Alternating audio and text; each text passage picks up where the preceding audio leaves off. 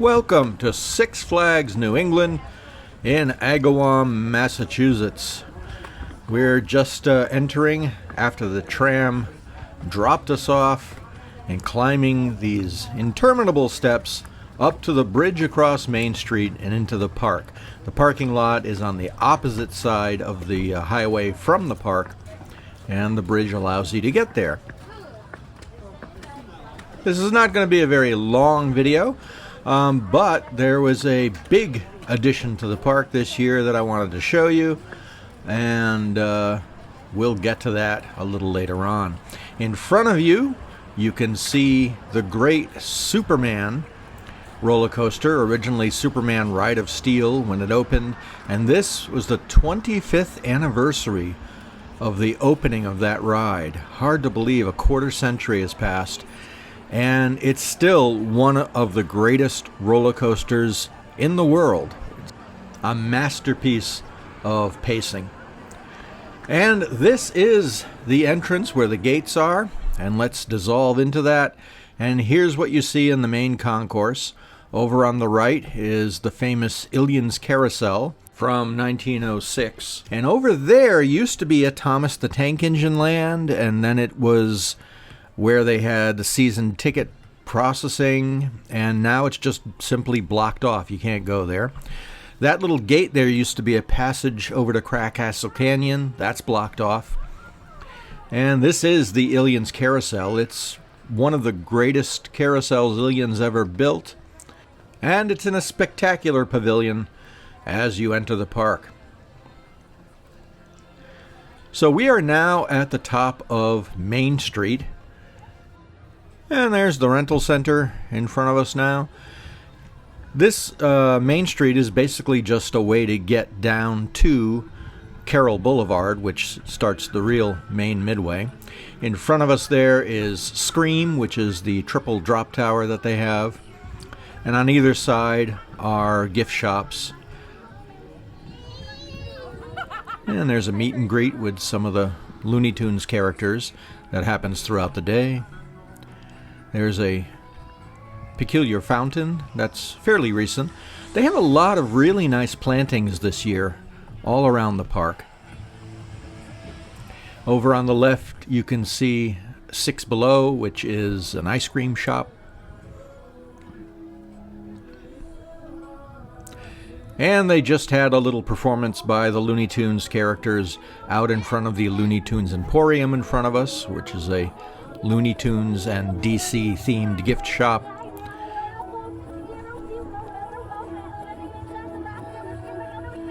Over on the right, I fondly remember that whole building as being Laugh in the Dark, which was a classic pretzel dark ride when this place was Riverside Park. It was Riverside Park starting in 1912, and it changed in 1997 to Riverside The Great Escape when it was bought by Premier Parks. And then in the year 2000, Premier bought the Six Flags Corporation, and everything got relabeled Six Flags, so it became Six Flags New England at that point. But it started in 1870 as Gallup's Grove. It was a picnic grove on the banks of the Connecticut River, and it's grown since then. This area that we're in now is called Rockville. It's a 50s themed area, and there are lots of copyrighted music playing in the park, so I've had to do my little magic to get rid of that. Macho Nacho has really good burritos whenever it's open, and this was an issue in the park. Over there, that blank area used to have Fireball, which was a Larson Ring of Fire, and that fell in a storm, and it hasn't been replaced, so it's just a blank area. Really nice architecture in this section. But as I was saying about Macho Nacho, they have lots of food places that simply were not open in the park. Essentially, your choices were hamburgers, hot dogs, chicken nuggets, or pizza. That was it. Up here we have a really nice Greek eatery, but again, that was closed, and part of that is there's simply no help. It's really hard to find help at all amusement parks, and so you don't have people to staff them, so you can't open them. Over here, there used to be a ride back in this area, hidden away, and they got rid of it, so that's basically a dead end. And in fact, there are lots of dead ends in this park. I wish they would find ways to connect the park more so you didn't have to double back, but that's the way of life here at Six Flags New England. Over on the left is a Teacups ride. There's Yamas, which is the Greek place. In front of you is Joker, that big green coaster, and that was not operating. They had a crane out there, so not a crane, a lift. So I'm not sure what was wrong with it, but it wasn't running. And Harley Quinn in front of us, the Frisbee ride, that also was not running. Way in the distance, you can see coming off the lift hill is Batman the Dark Knight, which is a really intense floorless looping coaster. And also at the coaster is the entrance to Hurricane Harbor, the water park. There's the lift I was talking about. Now there is, theoretically, a passage on the right here, to the right of Harley Quinn, that would allow you to go right over to Batman, but for some reason they have it gated off, so you can't walk there. Even though there is a sidewalk, they don't let you go there. That is Riddler Revenge, which is a pretty standard suspended looping coaster from Vekoma. And that's a dead end down there, so we're not going to bother going there. We just have to double back. So we'll just turn around now and head back this way. Again, there used to be a path that would take you over to what's now the Kidzopolis area, but that was blocked off as well. And I'm not sure why they've done that. I'm not sure why they've restricted your ability to move throughout the park. The big building on the left is the Rockville Theater, which was closed. In the Riverside Park days, over to the right in this area used to be an amazing walk-through funhouse. It was 2 stories high and had a whole playground on the inside with, it had the wobbling barrels and the tilted rooms and all sorts of stuff. It was a really neat funhouse. So lots of fond memories of this place from my childhood. So we're going to take a right here into the Kidzopolis area. It has a sort of Dr. Seuss look because it was briefly themed to the kids show The Wiggles. And now it's just a generic kids area. Six Flags has Kidzopolis at most of its parks. And it has most of the generic kiddie rides that you'd see in most kiddie lands. Now, I was here on a Friday at the beginning of August, so you would figure the place would be mobbed. Normally an amusement park on a Friday would be crowded. It could be because it was a nice day that a lot of people were in the water park, but it seemed like there weren't many people on the Midway. Over on the right you saw Primo's Pizzeria. That was one of the few eateries that was open. Over there is Fossil Fuel, which is closed. That used to serve good veggie burgers at one time. And if you follow that will take you out to where the Macho Nacho stand was. So we're going to go down these steps, these steep stairs, down into the DC Universe area.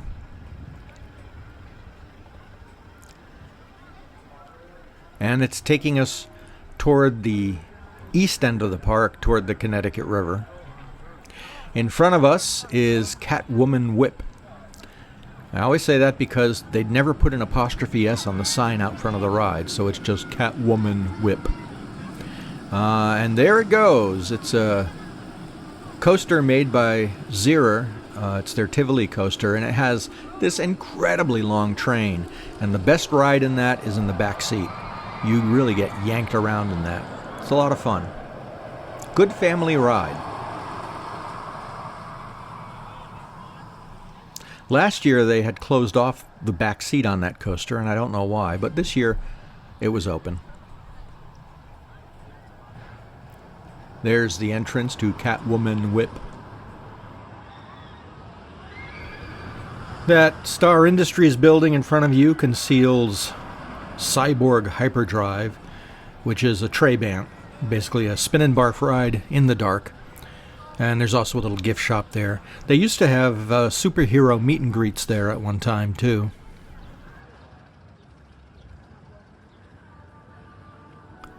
And over on the left here is Gotham City Gauntlet, Escape from Arkham Asylum, which is a wild mouse. I'd heard, someone told me that originally that was supposed to be enclosed. It was supposed to be in a building, and it was a ride in the dark, and I think that would have been a really fun ride. And supposedly they couldn't get the permitting for the building, so they just left it out in the open. And this is this strange path that was never quite finished. It was an extension of the DC Comics area, and they never really opened it up, and I don't know why. But it would have been a nice walk along the riverbank. Over here is a Johnny Rockets. And there's the pub.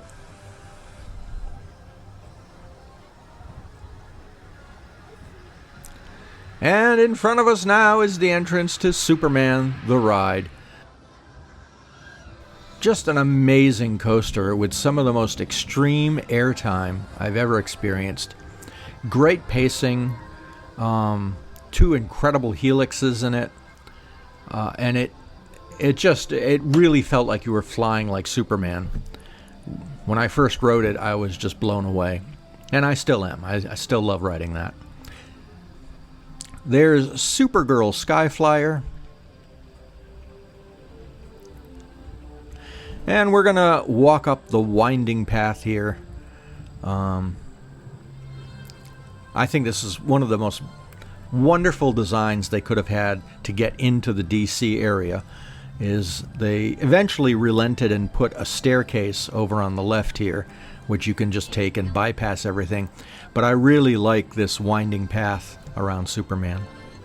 There's a snacks area that was closed. Where Gotham City Gauntlet is, that actually used to be a superhero stage show that they had when this section originally opened in 2000. Get some really nice views of Superman from out here, and it still stuns me how the whole area has grown in, where in 2000 they had just planted trees in that area, so they were these little saplings. And now the trees are big enough to hide much of the track. There's one of the tunnels it goes through.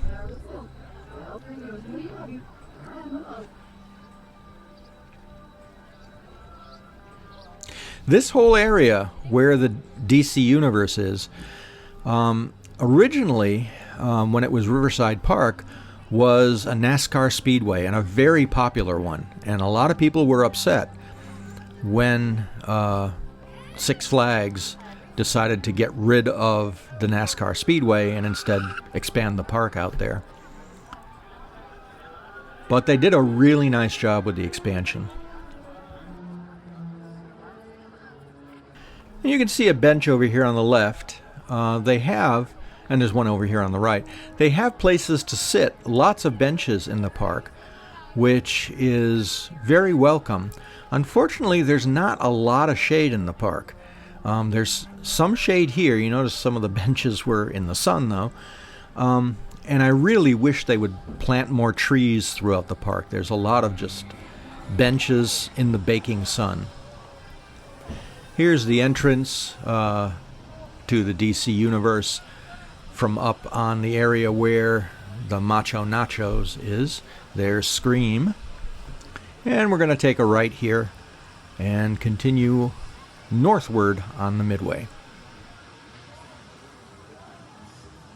Until Skyscreamer opened, this was the tallest visible object in the park.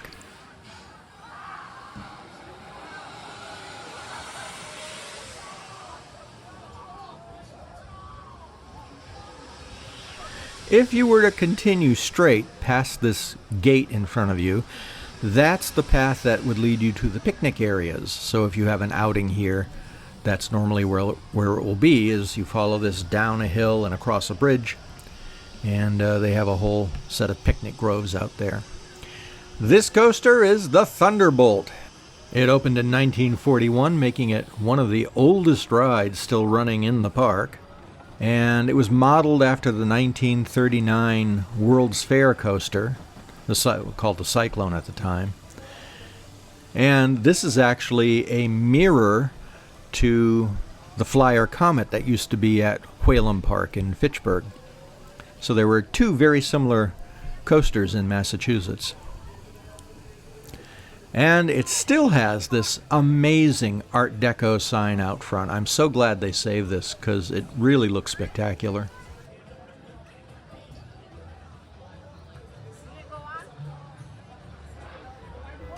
And now we're heading back onto Carroll Boulevard. In front of us is Main Street, and you can see the Carousel Pavilion way up there. And the Looney Tunes Emporium is on our left. And we're going to take a right here. In front of us is Captain Rivy's, which is the largest eatery in the park, and it was remodeled this year. It looks really nice, but it still serves only hamburgers, hot dogs, chicken nuggets, and pizza. So, not much of a choice. And now in front of us is the new ride in the park, which was not running. This is Quantum Accelerator, and it looks like it's going to be a phenomenal ride. It's a family coaster, which was desperately needed in this park. And it's a launched coaster. And it was all ready to open this season, but the company that made it, Intamin, out of Switzerland, they've not been having a very good year. Intamin discovered that there was a flaw in their trains, and all of their similar coasters all across the world have been shut down, and they're working on a fix for the trains, but that fix won't be completed this season. So the coaster will not open until 2026. So meanwhile, we'll walk up Crack Axle Canyon here. Crack Axle Canyon may be undergoing renovation in the near future because at Six Flags America, where they had a similar area, they rethemed it to steampunk. And since this new coaster is themed to steampunk, they're thinking that maybe this whole area is going to get a redo, but we'll see. We just passed a kettle corn stand and an ice cream stand that were closed. This is a saloon, a beer place that was closed. The huge building you see in front of you is the Houdini ride, which opens later in the park. There's nothing else left up in that area, and you have to double back. On the left is JB's Barbecue, which was open. And that does serve burgers and some barbecued food, which is a good change. Here is the actual entrance to Quantum Accelerator when it opens. And over here, you get a really good view of a good portion of the ride. This is the tallest hill on the ride, so it's not very tall, but it looks like it's going to be really, really good, with lots of airtime and lots of changes of direction. And here are those trains. It's called a straddle coaster, and you basically sit on it as if you were sitting in like a skidoo. Over here is the Stagecoach Bumper Buggies, which is a bumper car ride. Very large arena.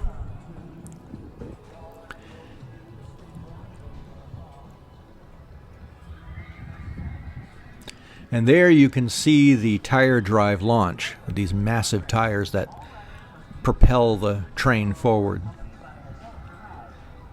So the area we're entering into now doesn't really have a theme. That's why I don't consider Six Flags New England to be a theme park. It has a couple of loosely themed areas, but it's not really heavily themed. They don't focus on that. This is just a generic sort of midway.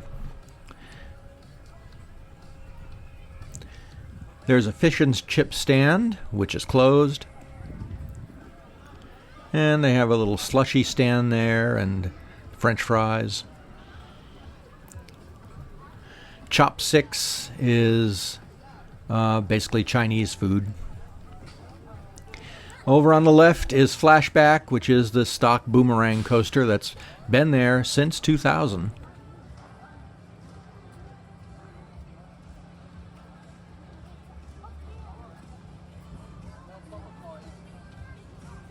And that lift hill that you can see in the distance is one of the best rides in the park. That is Wicked Cyclone, which is a reimagining of the park's 1983 wooden coaster, Cyclone. That was an unbelievable ride. Really intense wooden coaster. And like many Six Flags parks, they just didn't want to deal with the wood coaster anymore, so they turned it into a steel coaster. But they did a great job with it, and it actually is a much better ride now. It's one of the best rides in the park. There's a good old Scrambler. That's probably the second oldest ride in the park. On the right is Pandemonium, which is a spinning coaster. And in front of us is Sky Screamer, which is a 400-foot high swing ride. And it doesn't sound too thrilling, but you get up 400 feet in the air, held on by nothing but chains, and you get a thrill. And that brings us to the end of the north section of the park. So Midway stops here. You can go up these stairs and hang a left, and that will get you to the entrance of Wicked Cyclone or Sky Screamer.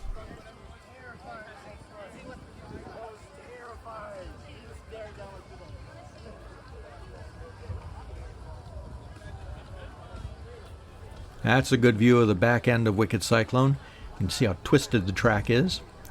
And there's the entrance to Blizzard River, which started its life as Penguin's Blizzard River, based on Batman. Now it's just a generic Blizzard River, and they still have penguins around it. And it's an okay raft ride. You don't get very wet until the very end where you go under a waterfall, which to me always seems like cheating on a raft ride. There's the entrance to Pandemonium. This always has one of the longest waits in the park. It's just the nature of the ride. It's slow to load, and it doesn't have a high capacity. And this time here it was really slow to load because there was a car stuck on the lift, so it was down. It wasn't running. It had run earlier in the day. And there's the car stuck up there. Now we're entering the Looney Tunes area of the park, and this is another one of their kiddie areas. So there are two. There's Kidsopolis, and there is this Looney Tunes themed area. And it's got this nice splash fountain there for kids. Take 6 used to be the best restaurant in the park. It had a wide variety of foods, some pasta, salads, really good stuff. And it was a nice air-conditioned place to sit down in.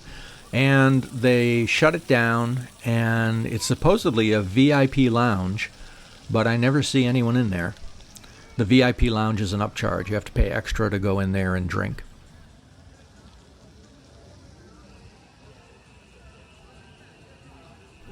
But nice variety of kiddie rides in this area.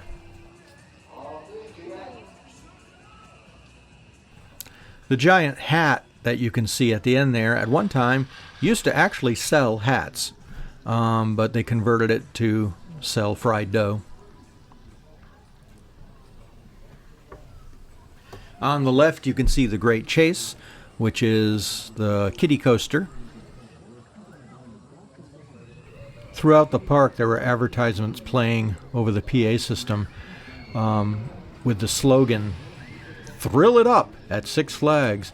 And with all the spin and barf rides, I kept thinking they were going to say, "Throw it up at Six Flags."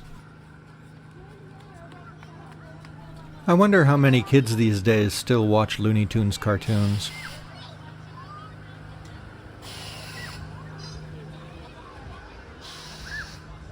Back through there is another entrance to the picnic area. There's also a little shaded sitting area over there.